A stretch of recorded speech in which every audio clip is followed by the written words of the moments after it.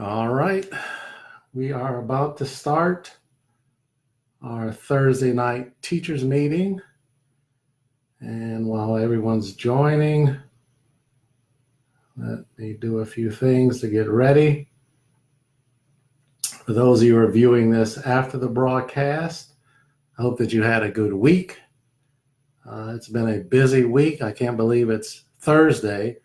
It feels like Friday already. For me, and I'm certain that's the same for some of you as well.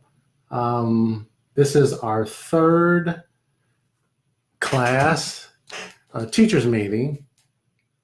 And as I told you when we first started, that the purpose of this teachers meeting is not to necessarily go over the lesson as if it's a Sabbath school class. What we want to do is to give you insight into how your class can be more effective as you teach your class.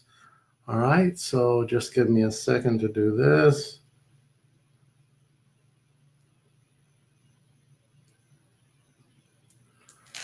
All right. This week's lesson is Mercy and Justice in Psalms and Proverbs. And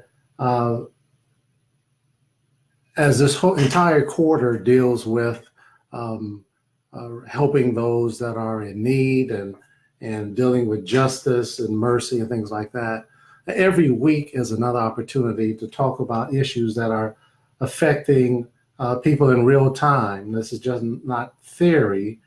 And just give me 1 second. I apologize. What I'm trying to do, and what I ask those of you to do, I think I found it, is to share this video live on your page. That would really be, I really appreciate that if you would share this video live on your page. And also, if you would also share where you're viewing from. Last week, we had people from all over, some not so common places that I would like to visit one day, and different places in the country and outside of the country. So just share where you're viewing this from. Also, some of you shared how your class went last week and how you implemented some of the principles that we've talked about. And I was so blessed to hear the success you had. It really, really touched my heart. And please continue to share, because it not only does it encourage me, but it encourages other teachers who are perhaps thinking about teaching in a different way or enhancing their teaching skills or whatever. We should all be lifelong learners. We should never come to the point in anything, and especially in our Sabbath school ministry, where we feel we have arrived. At the end of every class that I lead in Sabbath school, almost immediately I start to critique. What could I have done better? What should I have made clearer? How did I interact with certain people in the class? Because we always have to say, how can I do this better? So don't ever get to the point where you just feel like, well, I've been doing this for so long. Okay, so I want to give a gift away. Usually when I come to a church and do a workshop, I always have to give gifts away. And I want to give one of my books away, but you would have to have viewed maybe the first or second session online to know what the answer is. I always say that as a Sabbath school teacher, as we review the lesson, there is one question that should be at the forefront of our preparation through the week. And if anyone can share that with me, I would like you, unfortunately you have to be within the United States. I'll do out of the state next time. If you can share with me that number one question that you should ask yourselves about the lesson, and I would like to send you a copy of my book. You would just answer that in the notes. Okay, this week's lesson is Mercy and Justice in Psalms and Proverbs. And I want to give you some ways to make sure your class is interactive. That's what we want. As I explained, your class is like a huge ship, a huge jet. And your purpose is to get the plane off the ground. You are the pilot. Get the plane off the ground and take them on a journey without getting hijacked and land someplace that is relevant. That's your job. To me, getting the plane off the ground means I get people's hands in the air. Don't spend your precious Sabbath school time. Many of us only have 45 minutes. Some maybe have the luxury of an hour. Don't spend that time talking about yourself or just blabbing. You need to get people's hands in the air so they can become engaged in your class. Sabbath school is not a lecture. It's not a sermon. It's an interactive Bible-based group discussion. That's what it is. And I want to give you some ways to do that. For those of you who are viewing right now, if you have looked over the quarterly, do you have a particular point of interest that you would like to talk about this week when you lead your class? I don't want to necessarily just tell you what I think you should talk about. If some of you want to share what you feel is most important about this lesson, I'd be happy to discuss that. In the meantime, to keep this moving in our short 30 minutes, I just want to share some ways that you can lead out this Sabbath in your class. The memory text for this Sabbath, for this class, Mercy and Justice, is Psalms 82, 3 and 4. My habit, whenever I lead a class, so that we start immediately having people to be a part of it, is that we all read the verse together. First thing I do. These are the ways that I lead my class, and the reason I've done this I adopted this over the years is because I can sort of draw people into what we're about to experience and get them ready to go on this journey. So I always have us read the memory text together. Sometimes I will then immediately start using that memory text for my first question. But last week I told you, how you doing, Ricky? I'm glad you joined. Let me know where you're viewing from. What city or country or state or whatever. My secret to getting hands in the air immediately is, I'm going to probably say this every week.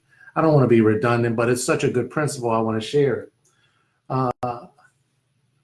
I always find the theme of the lesson. As a Sabbath school teacher, if you know anything about me, you know that I want you to teach with your Bibles only. And we talk about that every week. But I find a theme, and specifically a word that I can use to start the discussion. And Matthew Pierce from Down Under, Pastor Pierce, so good to see you online, my good friend from Australia. I find a word that I can use. So let's say this week, as I looked over the lesson, there were certain things that came up in the lesson. And one that percolated to the top of, and it's actually in one of the days study, is the word hope. The word hope. If I was leading the class this Sabbath and I want people's hands in the air, and I think that hope is something I want to talk about, my very first question would be, and some of you know what it is already, my very first question will be, class, We're going to be talking today about, the title is Mercy and Justice. But one of the things we're going to concentrate on is the idea of hope. What does the word hope mean to you? That would be my first question. And I would be quiet. What does the word hope mean to you?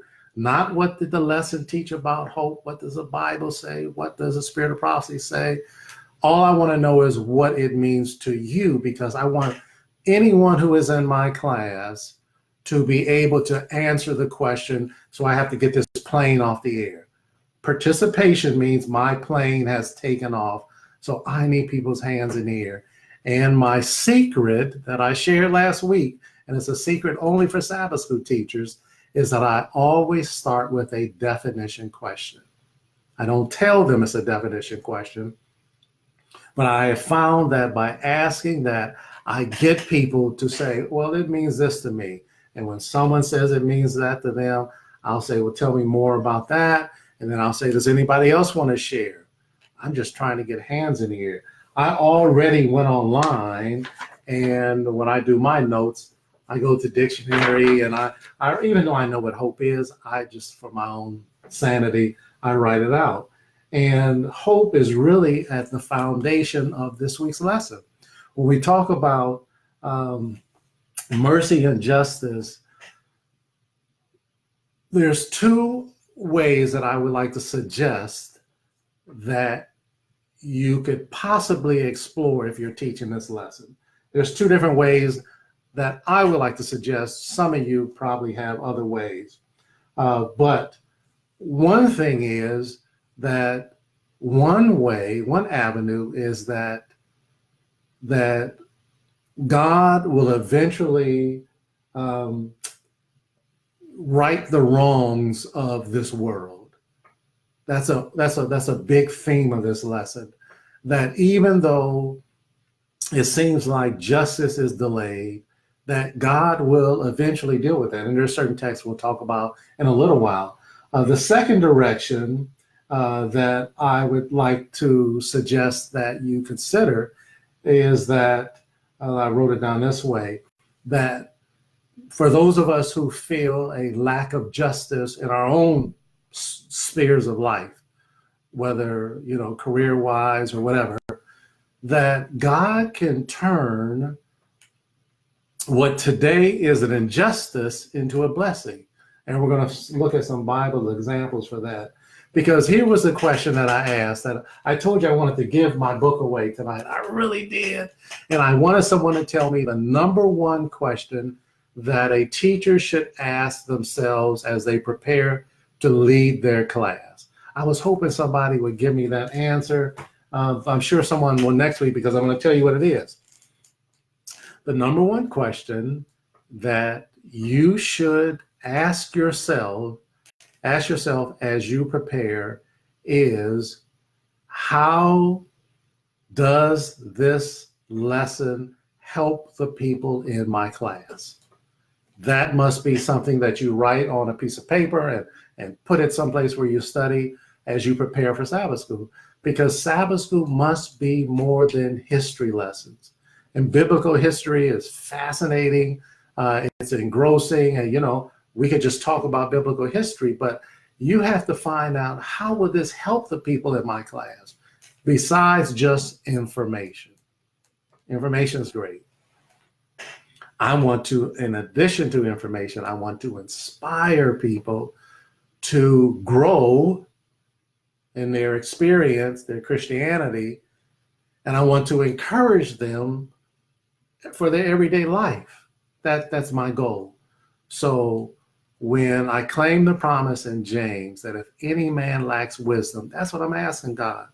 Give me wisdom on how I could shape this discussion so it will inspire and encourage the people in my class. And trust me, God will answer that prayer. Not only will he answer that prayer, but if people leave your class every week feeling inspired, challenged, not just, milquetoast, but inspired to stretch and to grow, and they feel encouraged, they will come back to your Sabbath school, and they will tell other people to come back. But if it is just an information session from week to week, chances are your Sabbath school will not grow. Here's a principle. I'm going to get back on track, but every week I'm going to share some of the things that I share when I go to different places and talk to teachers that I think would be helpful to you. And this has really helped me to know that everything that happens in Sabbath school, I can't speak for the entire church service, but if you have a part in Sabbath school, if you're a Sabbath school superintendent, but specifically tonight for Sabbath school teachers, that the way that you lead your Sabbath school should be done from the eyes of a visitor. The way that you craft your questions and lead your discussion should be done expecting that there is a visitor in your class who has no knowledge about anything that you're talking about. That should be your mindset. That way that we could cut out a lot of the unnecessary jargon and cliches that we find so many times that we just repeat and repeat. But if we look at it from the eyes of a visitor, it will help clarify how we teach. Okay, so let me get back on track. So I've asked that question about hope, and I would then ask,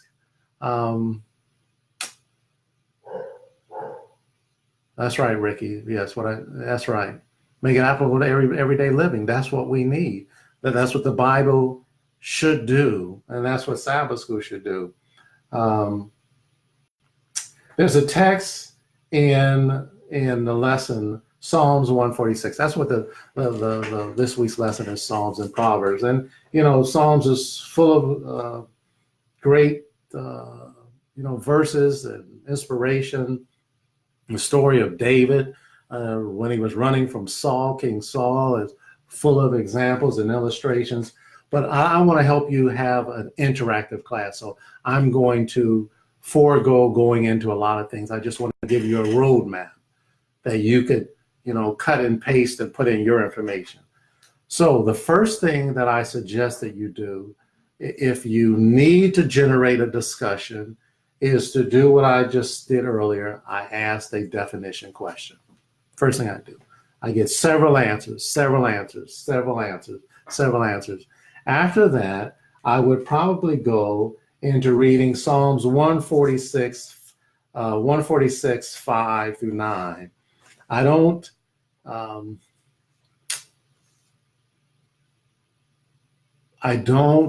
believe that Sabbath school teachers should read Sunday's lesson, Monday's lesson, or should teach, let's go to Sunday's lesson and Monday's lesson. I don't subscribe to that.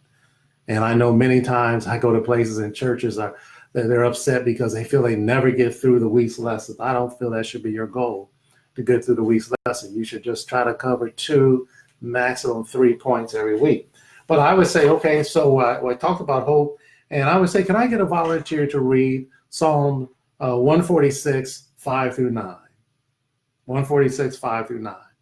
And I would get the volunteer to read. Don't you read. Get the volunteer to read. When they read that verse, especially verse 5, I want you to ask this question. This is what I suggest. And the verse says, happy is he who has the God of Jacob for his help, whose hope is in the Lord his God. My suggestion to you is to ask the following question. What does this verse teach us about hope or dealing with a crisis, whatever it is?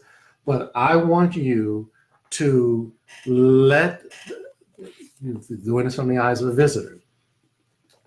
I don't want you to say, turn to Tuesday's lesson. I want you to say, class, can I get a volunteer to read Psalm 146? When they read that, what does this verse teach us about hope? And I guarantee that from that one verse 5, you're going to get a lot of responses. Happy is he. Because somebody could say, well, how can someone be happy when they're going through a difficult time? Uh, I'm glad you asked. I have a lot of verses here, but I want to just give you an outline. So I've asked that question, and somebody says, well, I think this verse means this. Someone says, I think this verse means that. After you have exhausted that verse, I want you to do the same thing again. Here's all you do. You're doing three things over and over and over. And I forget the kind lady who sent me a text message that she did this. She used 4 texts. She ran out of time. They had so much discussion, and she was so delighted from this past Sabbath. But here's the method that you're going to do. You're going to ask a question, plain off. You're going to get answers, multiple answers, even if the first answer is just perfect. You don't even need anything else. Ask someone else. You need discussion. That's what you want. After you do that, you're going to ask a volunteer. That's my method. Some people like to call on people in class to read. That's fine. My method is I ask for a volunteer, whoever will do it. And when they read that text, I do the same formula. I now ask them, I ask the class, what does this text say, teach us, show us, reveal, help us to understand? However you frame it, but you have simply asked another question and you now wait for more answers. I think this text means so-and-so. I think this text means so-and-so. Tell me more about that. After you have done that, here's another, I'm just going to give you an outline. You don't have to follow that. So I would then say, you know what? How does it look like when people have hope who are going through very difficult times where, maybe it's an injustice being done to them? How should we, because now I'm stretching us to grow, how should we react how should we, because we're all in this together, how should we react when we're going through difficult times? And the Bible has an answer.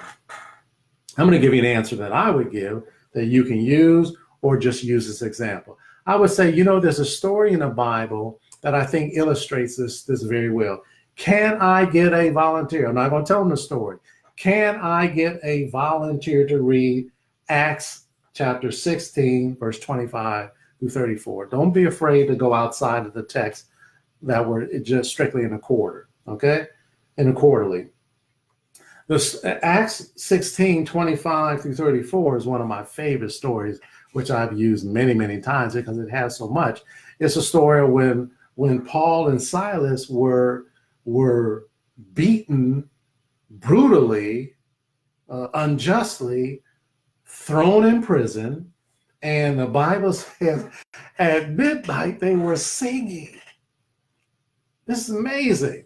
We grumble over just about any inconvenience. I mean, it doesn't take much for us to get upset. We always say traffic, but it doesn't even take traffic. It doesn't take much for us. Here, Paul and Silas have been beaten and they're in prison and they're singing a song. So when I would ask a volunteer to read those verses, I would not tell them what that says. I would say, class, how do you think it was possible that Paul and Silas could sing songs of praise while they're going through this injustice? There's a really deep lesson in that I don't have to take the time tonight to go through all of that with you. How you doing, Shelley? And Juan Carlos, my partner, Juan Carlos. That story is profound about how Paul and Silas were in jail. And here's the thing about the lesson. I shouldn't be giving you all this. Oh man, my time is almost gone. But I just got to tell you some tidbits from this story. Paul and Silas were in jail, beaten. They were singing songs. The jailer, after the earthquake and all the story that we can go through, and they say, don't do yourself no harm. We're here, we're here. And his response was, how can I be saved? Here's a principle that we learn. How we respond when we go through injustice is a witness either for or against God. How we respond. I told you there were two directions that this lesson could go, that if I was leading the class. One is how God's going to right the world's trauma one day. And that's something that gives people hope that God will right the wrongs. And there's Bible example after Bible example of how God has come through. But the second question is how my injustice can result in good. So that's what I do. I would ask somebody the story, and I mentioned, speaking of stories, before our time gets away, I always like to add a story to tie everything together when I am leading a lesson. And the Bible is just it's a rich lesson this week. So I've done I call it the 3-step. I've asked questions, I've gotten answers, I had Bible text read. From the Bible text read, I've asked questions, I've gotten answers, I had another Bible text read. And then I do that 3 or 4 times. But I always like to bring it together with a story to kind of close it out. And I want to talk about hijacking in just a minute. I told you, I promised last week I would talk about hijackers, but I want to give you a great story.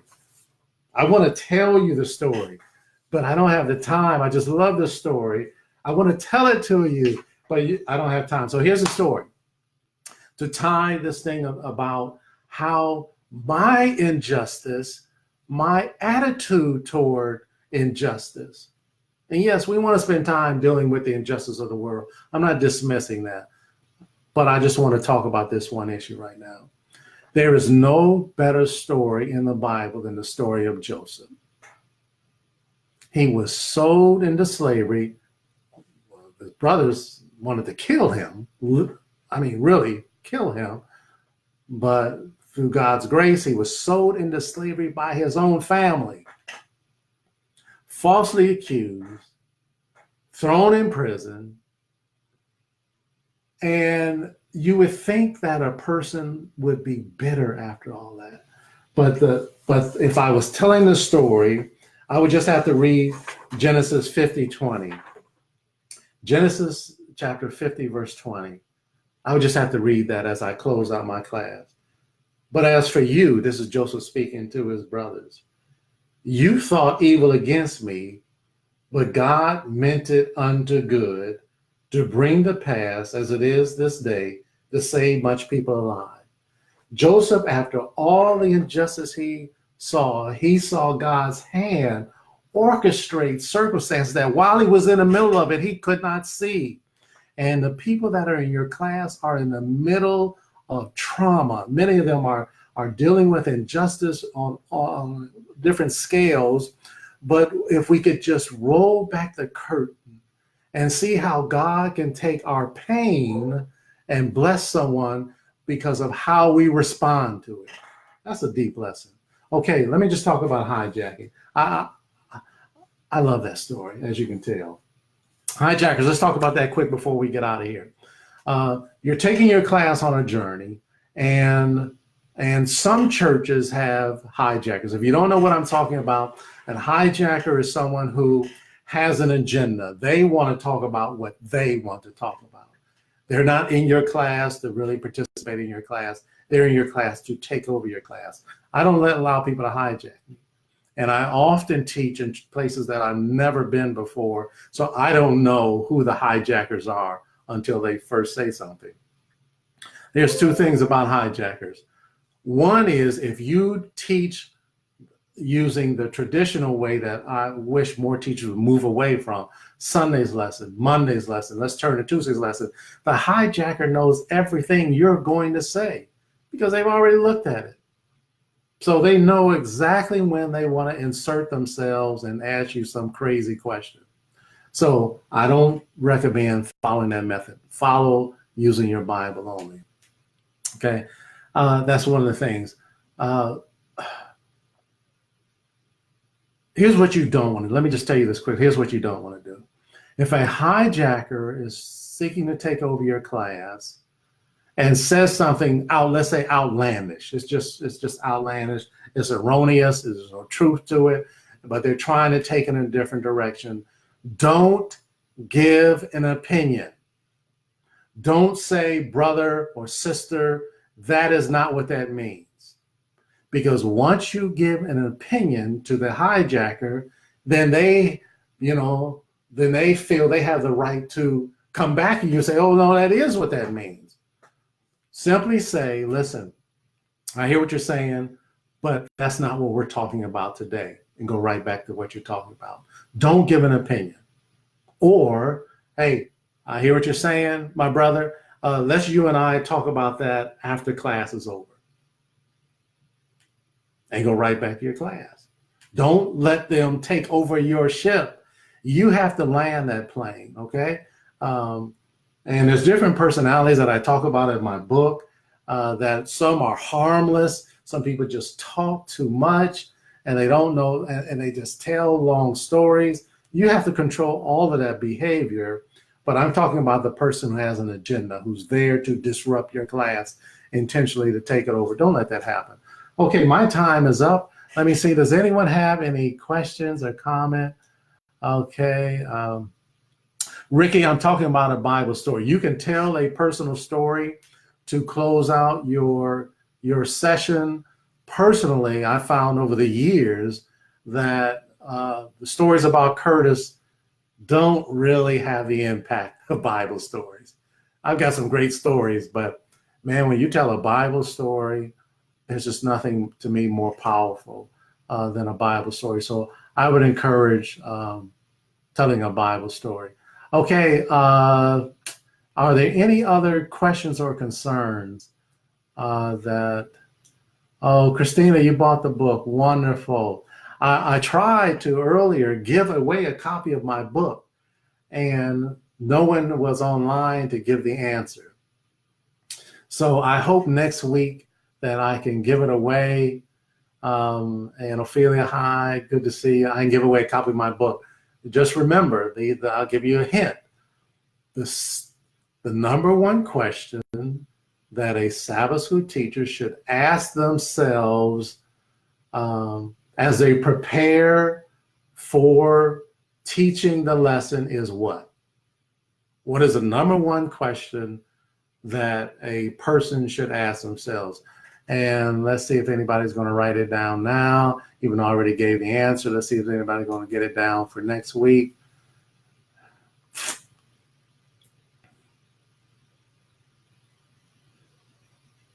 Oh, I tried. Oh, I tried to give it away. All right, I'm going to give you an answer for next week because I got to give away something. I don't feel right if I haven't given something away. Now, here's the question. Again, next week, I'm going to ask this question. Don't let me down. The number one question you have to ask yourself as a Sabbath school teacher is, how does this lesson benefit the people in my class? That's what it is. It must be more than a history lesson. All right, let's always aim high. Our time is up. Please share this video. Let people know that there's a teachers meeting online. I told you soon we'll have other people online at the same time that I am. But let's help each other. My goal is simply to help you to have an interactive, engaging, relevant, meaningful class. That's why I'm doing this. I'm just a layman who is passionate about Sabbath school, and I want to help as many of you as I can. And thankfully, through this amazing thing called the internet and Facebook, we can talk to people all over the world. So I want as many people as possible to have a great Sabbath. Lead out your class. Lead with some energy. The two words we used the first week was inspire, encourage. Last week it was energy, and what was it? What was the second one? You have to be energetic, and what was it? Does anybody know? Oh, you have to look at the replay. All right. This week, just always aim high. Thank you all for joining. Our time is up. And I'll talk to you next Thursday at 9 p.m. I'll put out another post on my page. I will post this video on my YouTube page. For those of you people that say, well, I'm not on Facebook, if they would go to my website, sabbathschoolcoaching.com, there is a link on my page for my YouTube page. And I will post this video shortly on my YouTube page for those who are not on Facebook. Thank you all for joining. I'm praying for your success. Pray for mine, won't you?